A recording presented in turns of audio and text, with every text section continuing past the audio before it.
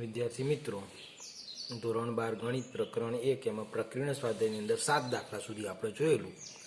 આજે આપણે દાખલા નંબર 8 થી આગળ જોઈશું.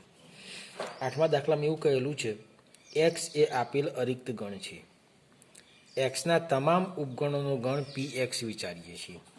તો અહીંયા આગળ px જે છે એ xના તમામ ઉપગણોનો ગણ છે.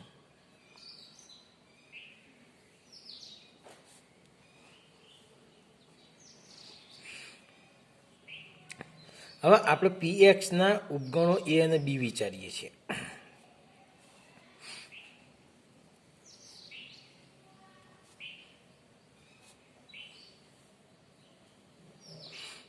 a અને b માટે આપણે a ઉપગણ b હોય તો a અને b વચ્ચે સંબંધ બને છે, આવું કહ્યું છે. a ઉપગણ b હોય તો a અને b વચ્ચે રિલેશન બને છે, બરાબર. a ઉપગણ b હોય તો સંબંધ બને છે. તો આ સંબંધ r એ સામ્ય સંબંધ છે એવો પ્રશ્ન કરેલો છે.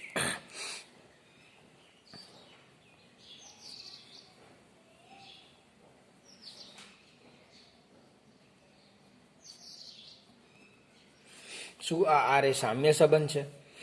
તો આપણે અહીંયા આગળ વિચારીએ છીએ કે ભાઈ x જે છે નોટ ઇક્વલ ટુ 5 માટે વિચારીએ છીએ. તો px એ xના ઉપગણોનો ગણ છે. આ એનો ઉકેલ ચાલુ કર્યો.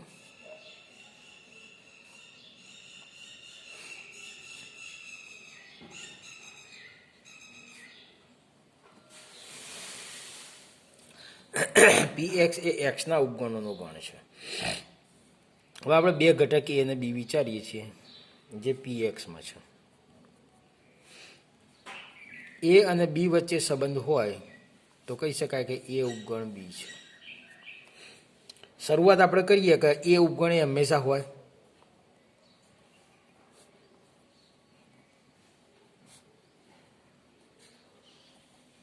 અને માટે a સબસેટ એ થાય. માટે કહી શકાય કે a અને a વચ્ચે સંબંધ છે.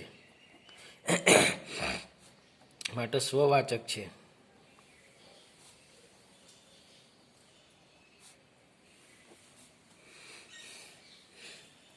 હવે આપણે સંમિચ્છકની એ ચકાસવાની વાત છે. તો a ઉપગણ b છે, b ઉપગણ એ ન પણ હોય. એ ઉપગણ b છે, a અને b સમાન હોય તો જ એ વસ્તુ શક્ય બને કે એ ઉપગણ b અને b ઉપગણ એ થાય. બાકીના સંજોગોની અંદર a ઉપગણ b હોય તો b ઉપગણ એ ન પણ હોય, એટલે b સબસેટ નથી a. માટે b અને a વચ્ચે સંબંધ ન મળે. માટે આ સંબંધ સંમિત નથી.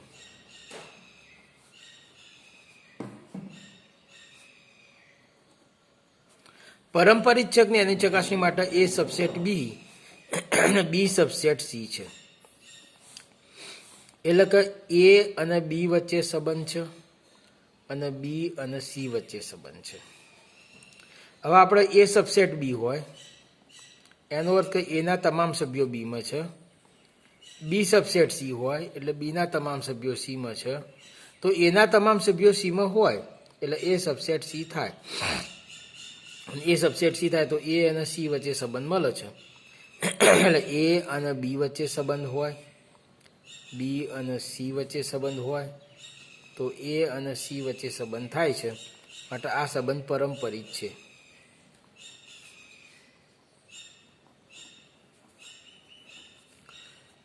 પણ જુઓ, સ્વવાચક છે, સંમિત નથી, પારંપરિક છે એટલે સામ્ય કહી શકાય નહીં. માટે r એ સામ્ય સંબંધ નથી. તો 8મો દાખલો. હવે આપણે 9મા દાખલા તરફ જોઈશું. તો જોઈએ જરા 9મા દાખલામાં શું રકમ છે. હવે આપણે આગળના દાખલા વિશે વાત કરીશું. દાખલા નંબર 9. 9મા દાખલામાં એમ કહ્યું છે કે x નો ઘાતગણ px છે.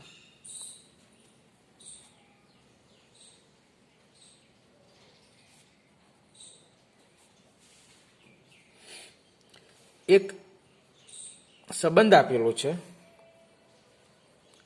px ક્રોસ px થી px,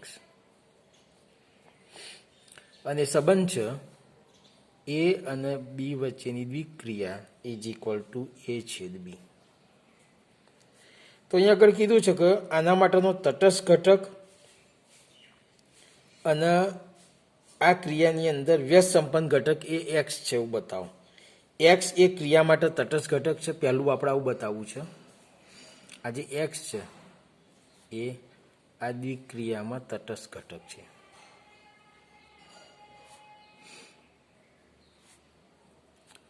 અને બીજું એ પણ બતાવવું છે પીએક્સમાં એક્સ જ વ્યસ્ત સંપન્ન ઘટક છે.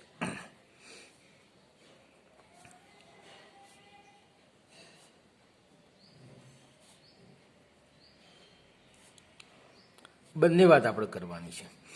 તો અહીંયા આગળ ઉકેલની વાત કરીએ તો સરળ છે કે ભાઈ એક દ્વિક્રિયા છે જે પીએક્સ ક્રોસ પીએક્સથી પીએક્સનો છે. હવે આપણે એ અને બી બે ઘટકો વિચારીએ છીએ પીએક્સમાં. તો એ અને બી વચ્ચેની દ્વિક્રિયા કરવામાં આવે તો એ હંમેશા આપણને એ છેદ બી મળશે. હવે આપણે અહીંયા આગળ તટસ્થ ઘટક માટે વાત વિચારીએ તો દાખલા તરીકે તટસ્થ ઘટક ઈ છે.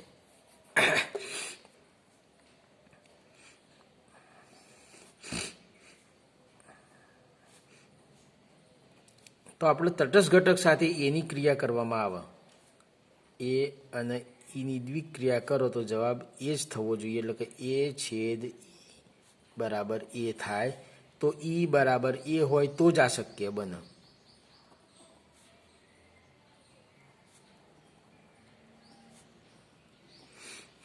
એટલે અહીંયા આગળ કહી શકાય કે એક્સ દ્વિક્રિયા એક્સ બરાબર એક્સ થાય, એટલે એક્સ એ તટસ્થ ઘટક છે.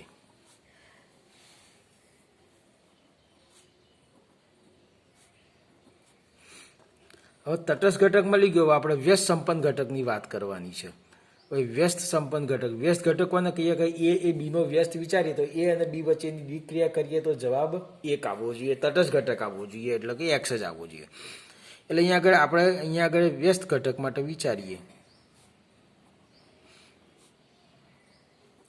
તો આપણે જાણીએ છીએ કે એક્સ અને એક્સની દ્વિક્રિયા કરવામાં આવે તો એક્સ મળે છે.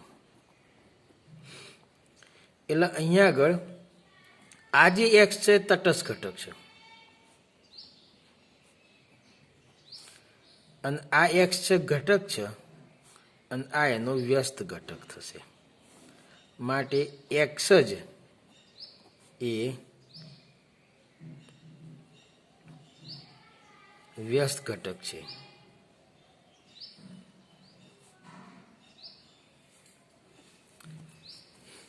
બરાબર. એનું કારણ શું છે કે ભાઈ એક્સ છેદ એક્સ કરો ને તો જ એક્સ મળે. એટલે અહીંયા આગળ આ દ્વિક્રિયા જે થઈ એની અંદર આ આપણો ઘટક લઈએ, બીજો એનો વ્યસ્ત ઘટક, તો જવાબ એનો એ મતલબ તટસ્થ ઘટક આવા, તટસ્થ ઘટક પણ એક્સ જ હતો. તો આ હતો આપણો દાખલા નંબર 9. હવે આપણે 10મા નંબરના દાખલા વિશે વાત કરીશું. 10મો દાખલો રકમ આ પ્રમાણે છે કે ગણ n છે, 1 થી n સુધીના ઘટકો 1 2 3 અપ ટુ n થી n થી n નું એટલે કે 1 2 3 અપ ટુ n સુધીના તમામ વ્યાપ્ત વિધેયની સંખ્યા લખો.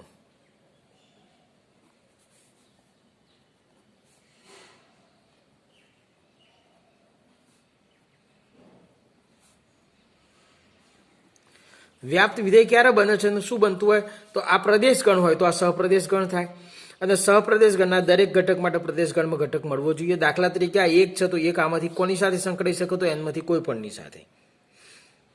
બરાબર છે. આ 2 તો n-1 સાથે, 3 તો n-2 સાથે, એમ n એ 1 સાથે. તો બનતા વ્યાપ્ત વિધેયની સંખ્યા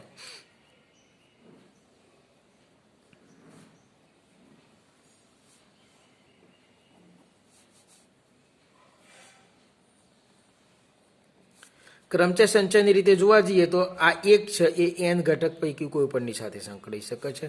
આ બીજો ઘટક છે એ n-1 પૈકી કોઈ પણ સાથે, ત્રીજો n-2 પૈકી કોઈ પણ સાથે, આમ કરતાં કરતાં છેલ્લો એક સાથે. તો આ કુલ ગુણાકાર n ફેક્ટોરિયલ થશે. એટલે આપણે કહી શકીએ કે વ્યાપ્ત વિધેયની સંખ્યા n ફેક્ટોરિયલ જેટલી થાય. તમે સમજી શકો છો. હવે 11મો દાખલો આપણા સિલેબસમાં નથી, 12મા દાખલાની વાત કરીશું. દાખલા નંબર 12ની અંદર બે દ્વિક ક્રિયાઓ આપેલી છે.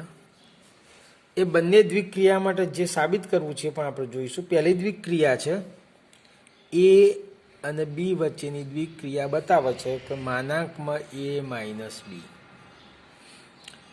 બરાબર. અને બીજી દ્વિક ક્રિયા જે છે એ બતાવે છે કે a અને બી વચ્ચેની દ્વિક ક્રિયા બરાબર a. દરેક a B belongs to R માટે.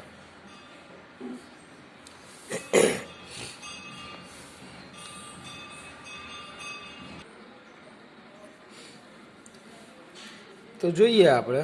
પહેલી દ્વિક ક્રિયા છે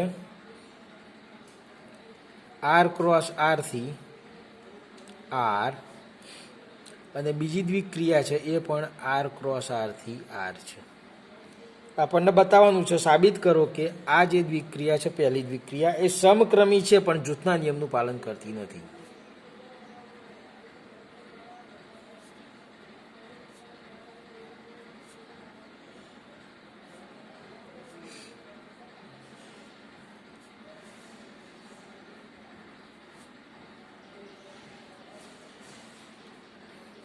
અને બીજી જે દ્વિક ક્રિયા છે એ જૂથના નિયમનું પાલન કરે છે પણ સમક્રમી નથી.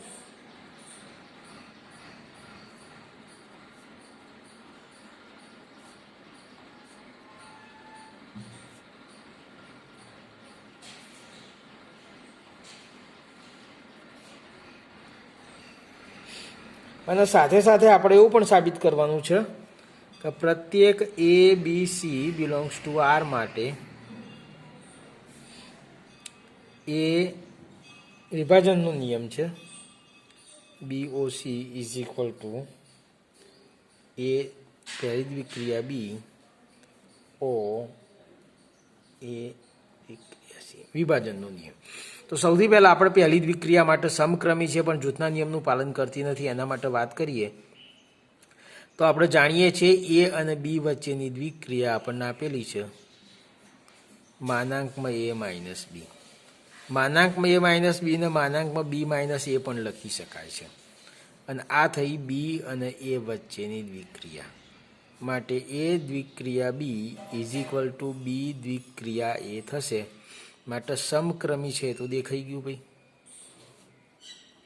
હવે જૂથના નિયમનું પાલન કરતી નથી. તો આપણે વાત કરીએ કે ભાઈ એ દ્વિક ક્રિયા બી એટલે આપણે ઉદાહરણ લઈને વાત કરીએ કે ભાઈ 3, 5 અને 6 માટે. આ ત્રણે ત્રણ વાસ્તવિક સંખ્યાઓ છે.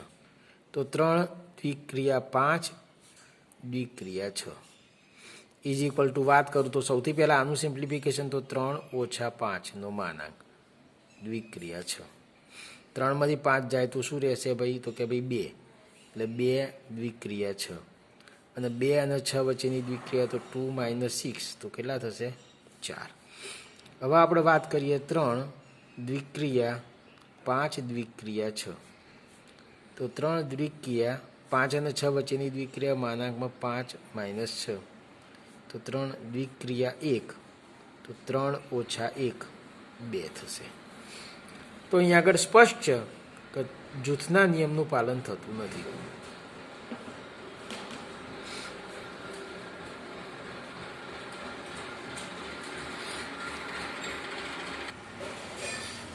હવે આપણે આગળ વાત કરીએ બીજી દ્વિક ક્રિયા માટે. તો બીજી દ્વિક ક્રિયા માટે સમજી શકીશું કે ભાઈ એ દ્વિક ક્રિયા AOB ઇઝ ઇક્વલ ટુ એ થશે. હવે અહીંયા આગળ સમક્રમી છે એની વાત કરીએ તો AOB is equal to A છે. હવે BOA કરીએ તો બી થશે. તો AOB is not equal to BOA માટે આ ક્રિયા એ સમક્રમી નથી.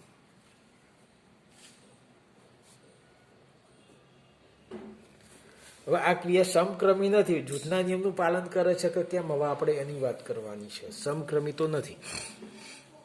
તો હવે એ વિક્રિયા, તો એ અને બી વચ્ચેની દ્વિક્રિયાનું પરિણામ એ આવશે ઓસી, અને એ અને સી વચ્ચેની દ્વિક્રિયા એ આવશે. હવે એ ઓ બી ઓ સી, તો બી અને સી વચ્ચેની દ્વિક્રિયાનું રિઝલ્ટ બી આવશે અને આ આવશે એ.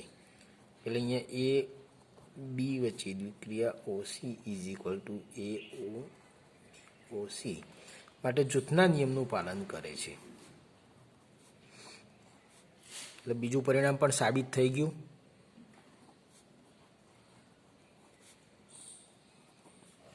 એટલે અહીંયા આગળ આ ક્રિયા એ સમક્રમી નથી,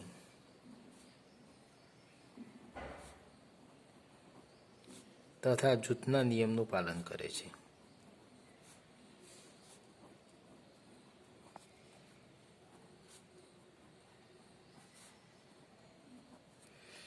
હવે આપણને ત્રીજું સાબિત કરવાનું કીધું હતું કે એબીસી, દરેક એબીસી બિલોંગ્સ ટુ આર માટે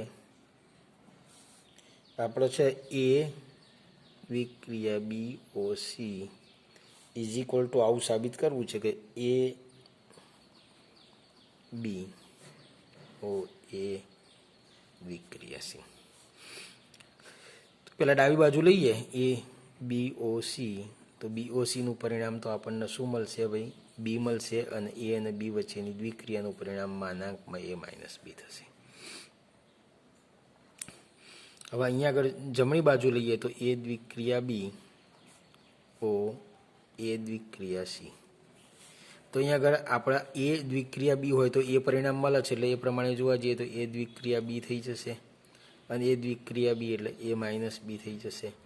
એટલે એ દ્વિક્રિયા b o c is equal to a દ્વિક્રિયા બી, બીજી દ્વિક્રિયા એ પહેલી દ્વિક્રિયા સી. તો આ પ્રમાણે થશે. તો આ હતો આપણો દાખલા નંબર 12. હવે આપણે દાખલા નંબર 13 વિશે વાત કરીશું. ચલો આગળના દાખલાની વાત કરીએ. 13મો દાખલો એકદમ સરળ છે, જાતે કરી શકાય એવો છે, એમાં કોઈ ગણતરી નથી લખવાની, એટલે વાત કરું છું. 13મા દાખલાની વાત કરું તો 13મા દાખલામાં એવું કીધું છે કે ખાલી ગણ, જે રિક્ત ગણ છે એનો તટસ્થ ઘટક છે એવું બતાવવાનું છે. તો આપેલી દ્વિક્રિયા માટે ખાલી ગણ અને એની દ્વિક્રિયા કરો તો તમારા પરિણામ એ જ આવે છે એવું લખી શકો છો. માટે ખાલી ગણ એ તટસ્થ ઘટક છે એવું કહી શકાય. પ્રશ્ન પૂછાય તો એક ગુણમાં પૂછાય, બાકી એનાથી વધારે પૂછાય એવો છે નહીં. એક ગુણના પ્રશ્ન આપણે આ વખત આવવાના નથી, એટલે એને બહુ જો વિચારવાની જરૂર નથી. 14મો દાખલો છે, એમાં ગણ 0, 1, 2, 3, 4 અને 5 પર દ્વિક્રિયા આ પ્રમાણે વ્યાખ્યાયિત છે. એ દ્વિક્રિયા b is equal to a plus b અને એ પ્લસ બી માઇનસ 6, બંને કન્ડિશનલ છે. જો એ પ્લસ બી 6 કરતાં નાના હોય ત્યાં સુધી એ પ્લસ બી લખવાના, અને એ પ્લસ બી 6 કરતાં મોટા અને 6 થાય ત્યારે એ પ્લસ બી માઇનસ 6 લખવાના. તો સાબિત કરો કે અહીંયા આગળ શૂન્ય તટસ્થ ઘટક છે. સૌથી પહેલાં આપણે આવું સાબિત કરવું છે કે શૂન્ય એ તટસ્થ ઘટક છે. અને બીજું સાબિત કરવું છે કે 6 માઇનસ એ અને એ એકબીજાના વ્યસ્ત ઘટકો છે.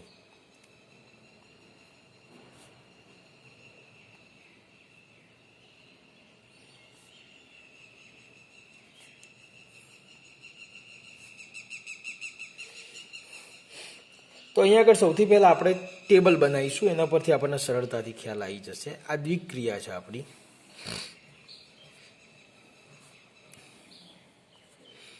બંને કયા કયા ઘટકો? તો 0, 1, 2, 3, 4, 5. 0, 1, 2, 3 4 5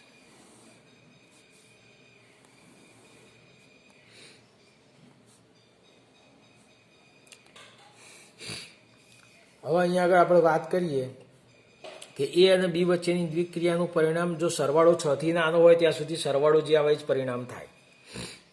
એટલે અહીંયા આગળ 0 અને 0નો સરવાળો 0 થાય એટલે પહેલું 0 અહીંયા આવશે. 0 અને 1નો સરવાળો 1 થાય, 6 થી નાનો છે એટલે 1. 0 અને 2નો સરવાળો 2 થાય.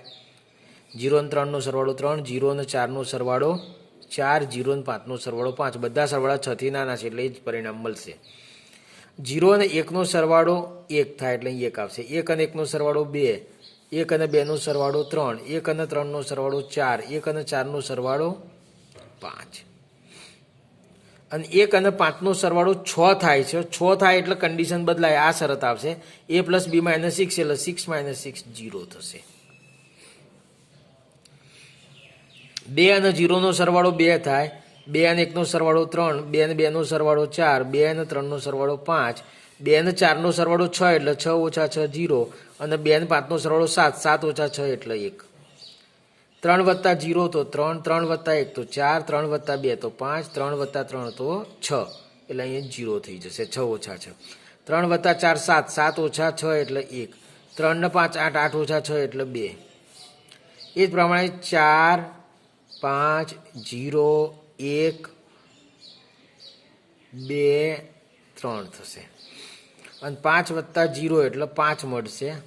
5 ને 1 6 એટલે 0 1 2 3 અને 4. આ પ્રમાણે ટેબલ તૈયાર થશે આપણું. હવે ટેબલ બની ગયા પછી હવે આપણે એટલું સ્પષ્ટ જોઈ શકીએ છીએ કે અહીંયા આગળ એ ઘટક વિચારીએ તો એની 0 સાથેની ક્રિયા કરવામાં આવે છે તો તમને અહીંયા આગળ જુઓ 0 0 સાથે ક્રિયાનું પરિણામ 0. 1 અને 0 સાથે 1. 2 અને 0 સાથે 2. 3 અને 0 સાથે 3. 4 અને 0 સાથે 4. 5 અને 0 સાથે 5. ટેબલ પરથી સ્પષ્ટ છે.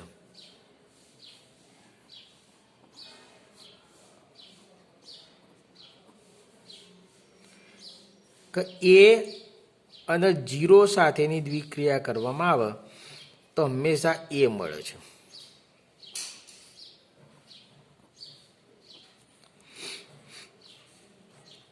એ જ પ્રમાણે આમ તમે જોઈ શકો છો 0 0 સાથે 0 1 સાથે 0 2 સાથે બરાબર છે. એટલે 0 અને એની દ્વિક્રિયા કરવામાં આવે છે તો પણ એ મળે છે. માટે 0 એ તટસ્થ ઘટક છે.